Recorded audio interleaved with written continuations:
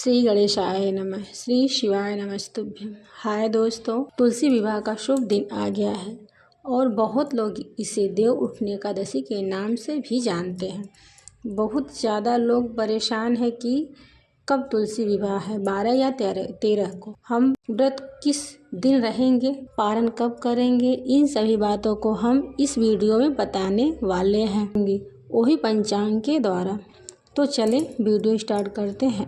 Screen पे आप सभी को मैं एक पंचांग दिखा रही हूँ, जो कि 12 नवंबर का पंचांग में 2 तिथियाँ लिखी हैं।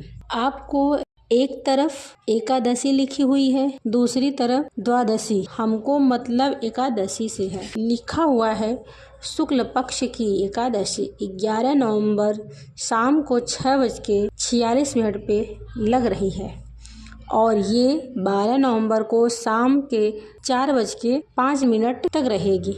हमारे सनातन धर्म के हिसाब से जो तिथि सूर्योदय के समय होती है वही तिथि मानी जाती है। यहाँ पे आपको दिखा रहा है कि जो 11 नवंबर है उस दिन 6:46 के बाद हो रही है। इसका मतलब कि जो तुलसी विवाह का पावन दिन है वो कल लग रहा है। आपका 12 नवंबर यानी कि पूरा मिला के मैं बोलूँ, इस बार 12 नवंबर को तुलसी विवाह भी माना जाएगा। साथ ही इस दिन को देव उठनी एकादशी के नाम से भी जाना जाएगा। तो दोस्तों, हम कुछ और बातें कर लेते हैं जो कि इस दिन शुभ मुहूर्त की बातें होती हैं, क्योंकि ये बहुत पौराणिक व्रत है। एकादशी सभी एकादशी से सबसे बड़ी एकादशी देव उठनी एकादशी होती है, क्योंकि ये वही एकादशी होती है जिस दिन तुलसी विवाह होता है। इस दिन हमारे सनातन धर्म में शादी विवाह का प्रोग्राम भी इस दिन से स्टार्ट हो जाता है। चलो दोस्तों,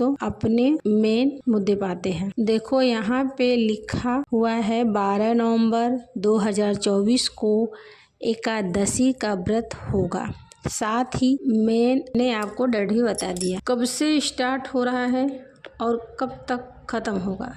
अब जो सबसे बड़ी बात है पारण करने की। पारण हमें कब करना है? द्वादशी तिथि को दोपहर में लिखा हुआ है कि देव उठनी एकादशी का पारण 13 नवंबर 2024 को किया जाएगा। द्वादशी की तिथि 13 नवंबर को दोपहर 1:01 पर होगा और आपको यह पारण सुबह करना होगा 6:42 से और सुबह 8:51 तक रहेगा। तो यह बात हो गई पारण की। और तुलसी विवाह कब होगा, यह चीजें भी क्लियर कर देती हूँ। अब हम कुछ उपाय की बात भी बताते हैं जो कि आपको तुलसी विवाह के अवसर पर करना चाहिए, साथ साथ देव उठनी एकादशी पर करना होगा।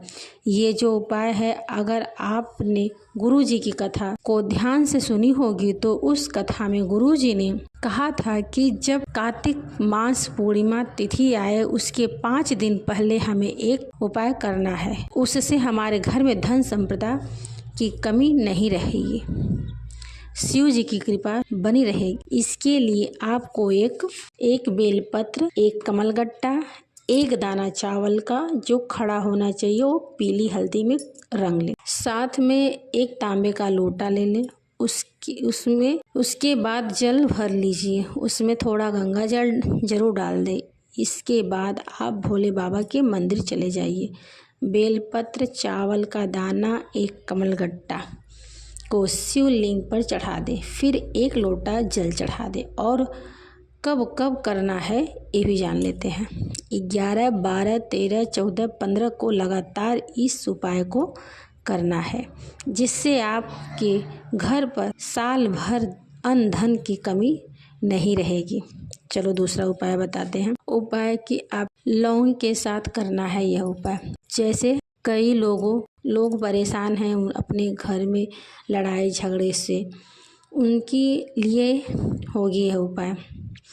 तो चलते बताते हो। 5 लौंग, 1 रुद्राक्ष को भी एक मुखी हो या 2 मुखी हो या 4, 5, 7 जो भी आपके घर में अवेलेबल हो, उसे के बाद तांबे का लोटा, उसमें जल भर लें और गंगा जल डाल लें।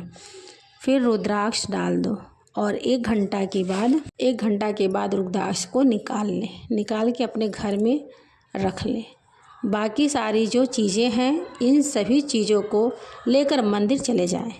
उस 5 लौंग को माता अशोक सुंदरी के स्थान पे चढ़ा दें। महादेव का नाम बोल के अपनी मनोकामना बोल दें।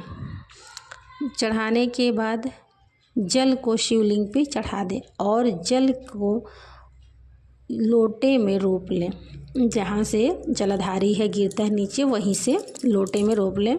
और जो घर में लड़ाई झगड़ा ज़्यादा करते हो उनको पिला दीजिए, ठीक है। और तुलसी विवाह में आपके पास तुलसी का पौधा होना ही चाहिए, ज़रूर होना चाहिए।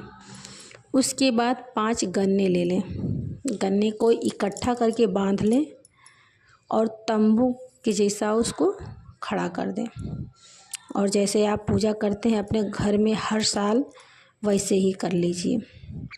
तुलसी विवाह से आपके घर में सुख शांति बनी रहती है, अन्न धन की कभी नहीं कमी होती है। इससे माँ लक्ष्मी की कृपा बनी रहेगी, श्री हरि विष्णु भगवान की कृपा बनी रहेगी। तो चलो ये वीडियो मैं यहीं पे समाप्त करती हूँ। जो गलती हुआ होगा मैंने समझाने की कोशिश की है, आपको समझ में आ गया होगा। हमसे अगर गलती होगी क्षमा करिएगा। फिर अगले वीडियो में मिलेंगे। हर हर महादेव। श्री शिवाय नमस्तुभ्यम।